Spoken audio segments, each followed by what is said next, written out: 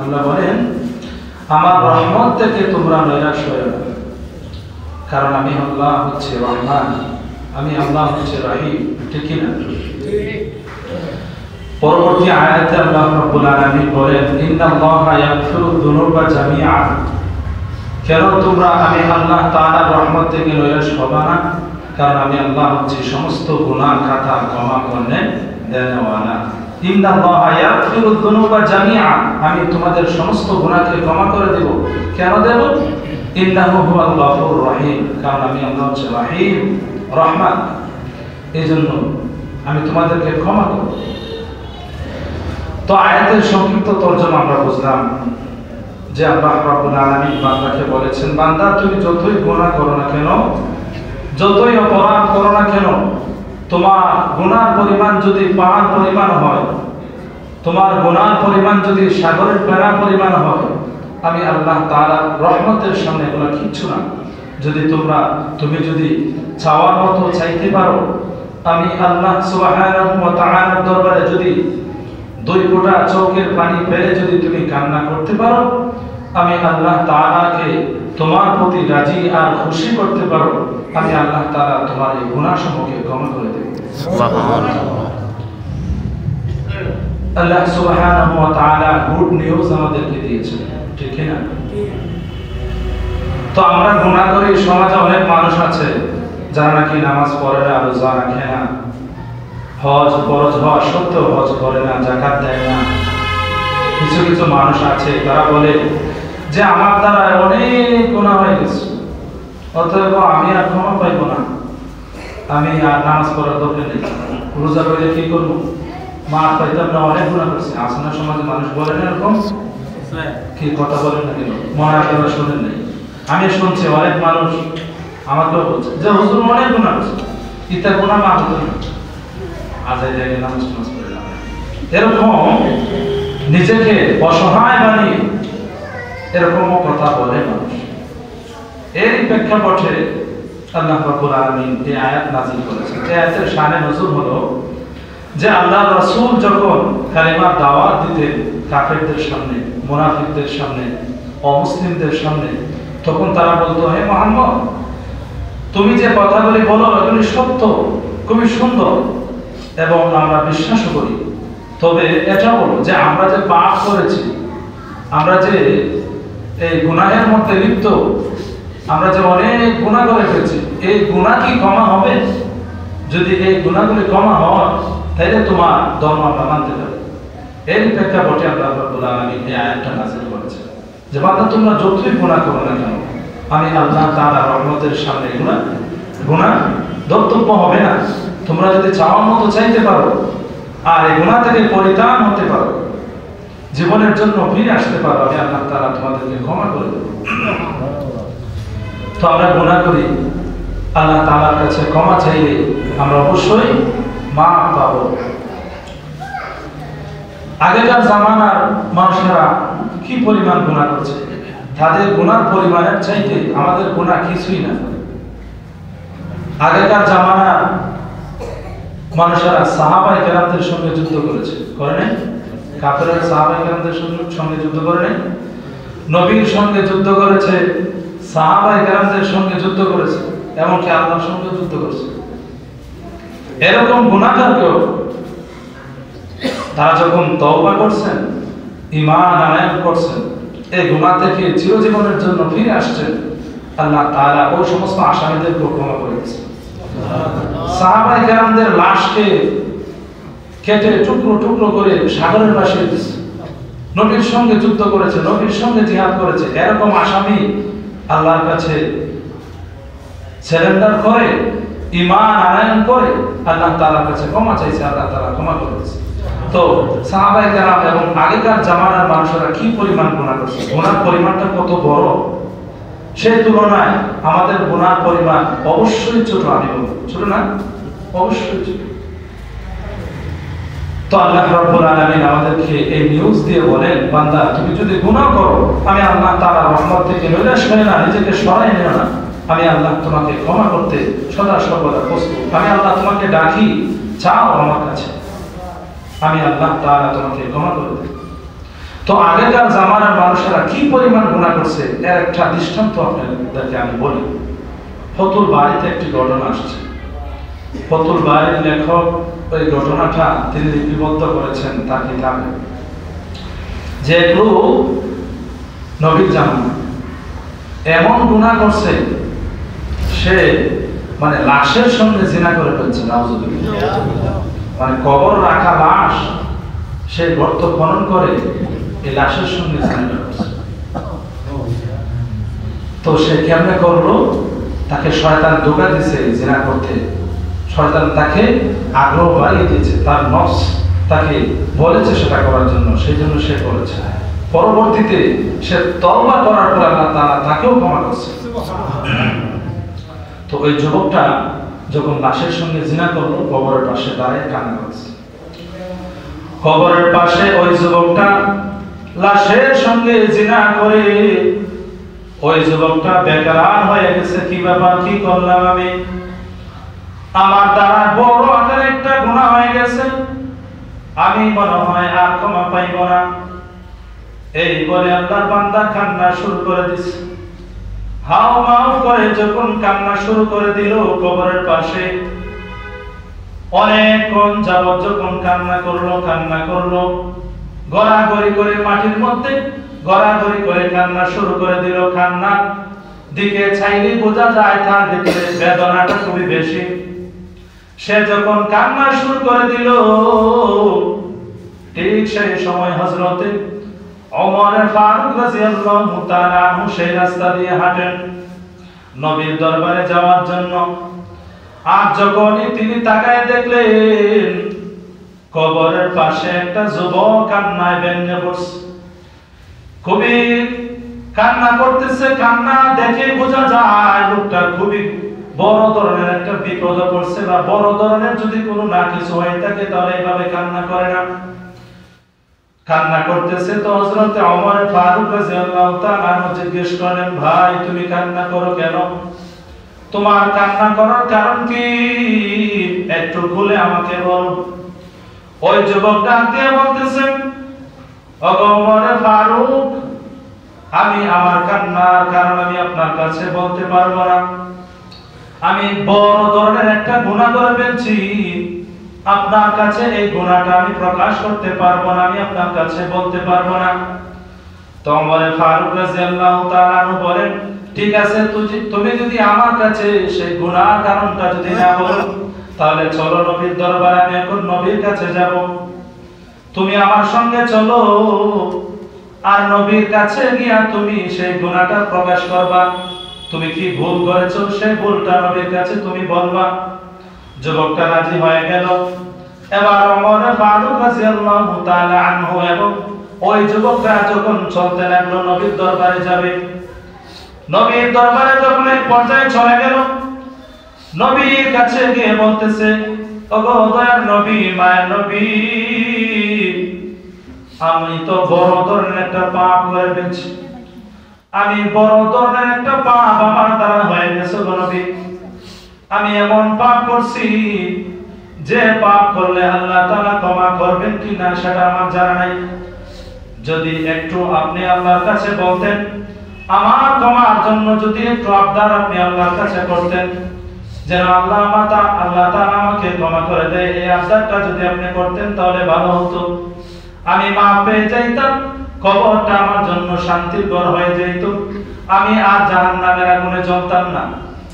যখন আল্লাহর নবীকে ওই যুবকটা বলল, আল্লাহর নবী ডাক দিয়ে বলতেছে, ও যুবক, তুমি কেমন ভুল করেছো, কেমন গুনাহ করেছো? তোমার গুনার পরিমাণটা কি আল্লাহর রহমত থেকে বড় নাকি? বলে, হ্যাঁ, আমি এমন গুনাহ করেছি, আমার গুনাহটা আল্লাহ তাআলার রহমত থেকে বড়। আল্লাহর নবী বলেন, কেমন ভুল করেছো? তোমার গুনাহ কি আরশ কুরসি লাওহে মাহফুজ থেকে বড় নাকি? বলে, হ্যাঁ, আল্লাহর আরশ থেকে আমার গুনাহ বড়, এমন গুনাহ আমি করছি। আল্লাহ রাসূল বলে, খুলে বলো কি গুনাহটা করছো? তো ওই যুবকটা বলতেছে, আল্লাহর নবী, আমার গুনার পরিমাণটা আপনাকে একটু বলি। আমি ব্যক্তিগতভাবে আমি কাফন চুরি করে। কি চুরি করে? কাফন চুরি করে। আল্লাহর রাসূলকে যখন বলল আমি কাফন চুরি করি, আল্লাহ রাসূল বলেন তো কি হয়েছে? কাফন চুরি করো, এটা তো তেমন একটা বড় ধরনের গুনাহ না। ওই যুবকটা বলতেছে সেখানেই শেষ না, আরো বিস্তারিত আছে। আমি কাফন চুরি করে মানুষ যখন মারা যায় তার কবরটা আমি খনন করি, তার কবর থেকে কবর খনন করাইয়া খাটিয়া সরাইয়া আমি লাশ থেকে কাফনটাকে উঠাইয়া আমি এটাকে নিয়ে আসি, দৌত করে বাজারে আমি বিক্রি করে দিয়ে আমার জীবিকা সংগ্রহ করি, আমার পরিবার আমি চালাই সেটা দ্বারা। আল্লাহ রাসূল আমি যখন এক পর্যায়ে যখন আমার এই সংসার এইভাবে আমি চালাইতে থাকি, আমার একটা বিজনেস কাফন চুরি করা, কি তার বিজনেস কাফন চুরি করা, সে বিজনেস করে কাফন চুরি করে করে সে জীবিকা সংগ্রহ করে, জীবিকা নির্বাহ করে।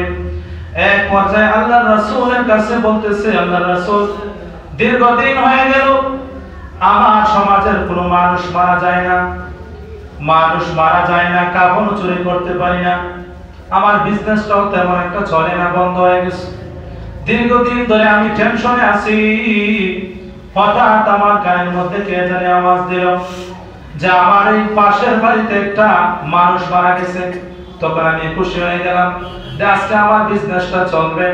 মানুষ যেহেতু মারা গেছে তাকে দাফন করার পরে আমি তার শরীর থেকে মৃত লাশ থেকে আমি কাফনটা উঠাই আমি বাজারে বিক্রি করে দিব, খুশি হয়ে গেছে।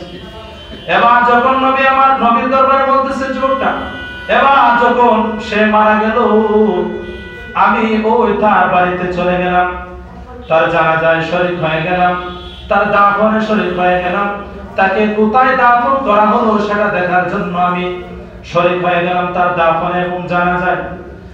এক পর্যায়ে যখন তার দাফন হয়ে গেল তার কবরটা কোথায় সেটা আমি চিহ্নিত করে রাখলাম। তাকে যখন কবরস্থ করা হলো সমস্ত মানুষ যখন চলে আসলো আমি সে কবরটা ভালো করে আমি ঠাড় করে আসলাম যেখানে তার কবর হয়েছে। রাত্র যখন গভীর হয়ে গেছে সমস্ত মানুষ যখন ঘুমিয়ে পড়ছে ঠিক সেই সময় রাত্র নির্জনে আমি আমার হাতিয়ার নিয়ে কোরআন এবং গ্রন্থি এবং দা নিয়ে কোদাল নিয়ে আমি কবরের পাশে গেলাম। কবরের পাশে গিয়ে কবর খনন করলাম, খাটিয়া সরাইলাম। সরানোর পরে যখন আমি কাফনটা সরাইছি তাকাইয়া দেখি সুন্দরী একটা যুবতীর মৃত লাশ। তার দিকে যখন আমি তাকাইলাম এবং কাফনটাকে একদম তার শরীর থেকে সরাই দিলাম, আমি যখন নজর করে তাকাই দেখছি সুন্দর একটা নারী মৃত লাশ। তার দিকে যখন তাকাইলাম তখন আমার ঘুমতো জানা ভাব চলে আসলো, যৌন চাহিদার ভাব আমার ভিতরে চলে আসলো। এক পর্যায়ে আমি শয়তানের ধোঁকায় পড়ে নফসের ধোঁকায় পড়ে আমি ওই যুবতী লাশের সঙ্গে আমি জিনায় লিপ্ত হয়ে গেলাম, নাউজুবিল্লাহ। এক পর্যায়ে যখন আমি আমার কাজ সেরে যখন উঠে যাচ্ছি, আমি যখন কাফন নিয়ে চলে আসবো ঠিক সেই সময় কে জানি আওয়াজ দিল, মনে হয় ওই কবর থেকে মৃত লাশটাই আওয়াজ দিছে, গাইবি আওয়াজ। আওয়াজ দিয়া বলতেছে, যুবক তুই না জানি কোন মায়ের সন্তান রে, তোর দিলের ভেতরে কি একটু ভয় নাই? আল্লাহর কবরের আযাব দিয়ে কি তোর দিলের ভেতরে একটু ভয় নাই? তুই কেমন করে আমার সঙ্গে কাজটা করতে পারলি রে? তোর দিলের ভেতরে কি কোনো ভয় নাই? তুই কোন এলাকার সন্তান রে? আমার মা বাবা আমার মৃত্যুর খবর শুনে আমাকে মৃত লাশটা বলতেছে, আমার মা বাবা আমার মৃত্যুর খবর শুনে হাউমাউ করে কান্নায় ভেঙে পড়ছে। আমার পাড়া প্রতিবেশীরাও কান্না করছে। কেউ কেউ আমার জন্য গরম পানি, বড়ই পাতা গরম পানি করার জন্য সবাই যার যার মতো করে রেডি হয়ে গেছে। কেউ গেছে বাঁশ বাগানে বাঁশ কাটার জন্য, কেউ গেছে কবরস্থানে কবর খনন করার জন্য, কেউ বাজারে গিয়েছে আমার জন্য নতুন কাপড় আনার জন্য। এক পর্যায়ে আমাকে সুন্দর করে উত্তম রূপে গোসল করাইয়া কাফন পরাইয়া জানাজা দিয়া আতর গোলাপ মাখাইয়া আমাকে কবর রাখছে পাক পবিত্রতা অবস্থায়। আর তুই কেমন কাজটা করলি? আমার সঙ্গে কাজটা করে তুই আমাকে নাপাক বানায় দিলি। তুই না জানি কোন মায়ের সন্তান, তোর কি দিলের ভেতরে একটু ভয় নাই? আমার মা বাবা আমাকে পাক পবিত্রতা অবস্থায় আমাকে রাখছে, আমার আত্মীয় স্বজন যেন কালকে আমাদের ময়দানে আমি শত শত মৃত ব্যক্তিদের সঙ্গে পাক পবিত্রতা অবস্থায় উঠতে পারি। আল্লাহ রাসূলের কাছে যখন এই ঘটনাটা খুলে বলল, তখন আল্লাহ রাসূল বলে, সত্যি তো তুমি বড় আকারে গুনাহগার, তোমার মাফ নাই, তুমি এখান থেকে চলে যাও, আমার সামনে থেকে তুমি এখনই চলে যাও, আমি তোমার মুখটা দেখতে চাই না। তো ওই যুবকটা বেকারান হয়ে গেল যে আল্লাহ রাসূল আমার চেহারা দেখতে চায় না। আল্লাহ রাসূলেরও ভীষণ কষ্ট হয়েছে এই ঘটনাটা শুনে। অবশ্যই অবশ্যই আমি বড় ধরনের একজন পাপী, বড় পাপ করছি, আল্লাহ রাসূল আমার পাপটা মেনে নিতে পারেন না, অবশ্যই আমি বড় গুনাহ করছি বলে কান্না শুরু করে দিল। আল্লাহ রাসূল যেহেতু তাকে টাই দেয় নাই, এবার আল্লাহ রাসূলের কাছ থেকে ওই যুবকটা চলে গেল পাহাড়ের চূড়ায়। পাহাড়ের চূড়ায় গিয়ে কান্না করতেছেন, ও দয়ার মালিক, আল্লাহর রাসূল আমাকে মেনে নিতে পারেন নাই, আমি বড় গুনাহ করেছি, আল্লাহর রাসূল আমাকে তাড়ায় দিয়েছে। ও দয়ার মালিক, তুমি যদি আমাকে তাড়ায় দাও, আমি কার কাছে যাব? আমার তো যাওয়ার কোনো রাস্তা নাই। এই বলে যখন মহান মালিকের কাছে যখন কাকুতি মিনতি শুরু করলো, কান্না যখন আল্লাহর দরবারে শুরু করলো, একদিন নয়, 2 দিন নয়, 3 দিন নয়, 4 দিন নয়, একাধারে 40 দিন পর্যন্ত ওই বান্দাটা কান্না করা শুরু করে দিল আল্লাহর দরবারে। খানা নাই, পেনা নাই, কিচ্ছু নাই, তার খাবার নাই, গাছের পাতা খেয়ে খেয়ে সে জীবন ধারণ করছে, গাছের পাতা লতা খেয়ে সে জীবন ধারণ করে, এবং কি গাছের পাতা লতা খাওয়ার কারণে তার মলমূত্র গরু ছাগলের মতো হয়ে গেছে। এই বলে ওই যুবকটা কান্না করে আর আল্লাহর কাছে বারবার বলে, আল্লাহ তুমি আমাকে ক্ষমা করে দাও। নবীও আমাকে ক্ষমা করছেন না, নবীও আমার এই গুনার কথা শুনে আমার প্রতি খুবই ব্যথিত। আল্লাহ তুমি যদি আমাকে দূরে সরায় দাও, আমি কার কাছে যাব? এই বলে বান্দাটা সাইয়্যিদুল ইস্তিগফার বলে আর কান্না করে, আল্লাহুম্মা আনতা রাব্বি লা ইলাহা ইল্লা হু খালাকতানি ওয়া আনা আবদুক। আয় আল্লাহ, তুমি আমার মালিক, তুমি আমার সৃষ্টিকর্তা, তুমি আমাকে বানাইছো, তুমি যদি আমাকে ক্ষমা না করো তাহলে আমাকে কেউ ক্ষমা করবে না। আল্লাহর কাছে যখন এইভাবে ক্ষমা চাইতে শুরু করলো, আল্লাহ রাব্বুল আলামিন জিবরাইল আমিন দিয়া পাঠায় বলেন, এ জিবরাইল যাও যাও, আমার বান্দাকে সুসংবাদ দিয়ে দাও, আমার বান্দাকে সুসংবাদের ঘোষণাটা তুমি শোনায় দাও যে আমার বান্দাকে আমি আল্লাহ ক্ষমা করে দিলাম। সুবহানাল্লাহ। এবার নবীর কাছেও যখন জিবরাইলকে আল্লাহ তাআলা বলেন, যাও আমার নবীকে গিয়ে বলো যে আমি মাখলুক বানিয়েছি, আমি মাখলুককে খাওয়াই, আমি মাখলুককে পড়াই, অতএব আমার সৃষ্টির যে মানবগুলি তারা যদি যতই ভুল করে আমি আল্লাহ তাআলা এদেরকে ক্ষমা করব। আমার নবীকেও গিয়ে বলো আমি আল্লাহ আমার এই গোলামকে ক্ষমা করে দিয়েছি। সুবহানাল্লাহ। তো কি পরিমাণ গুনাহ করছে, লাশের সঙ্গে জিনা করেছে, তারপরেও সে ক্ষমা পাইছে। সচরাচর আমরা কি গুনাহ করি? আমার মনে হয় এখন নাই, এগুলা কেউ করবে না, রুচি আসবে না। তো আমরা যেন সদা সর্বদা গুনাহ থেকে বাঁচতে পারি। আর যদি আমাদের দ্বারা গুনাহ হয়ে যায়, আল্লাহর কাছে আমরা তওবা করব তো ইনশাআল্লাহ। আল্লাহ রাব্বুল আলামিন আমাদেরকে উক্ত কথাগুলোর উপর আমল করার তৌফিক দান করুন। যারা সুন্নাত করেন না, যারা কবলার জন্য সুন্নাত করেন।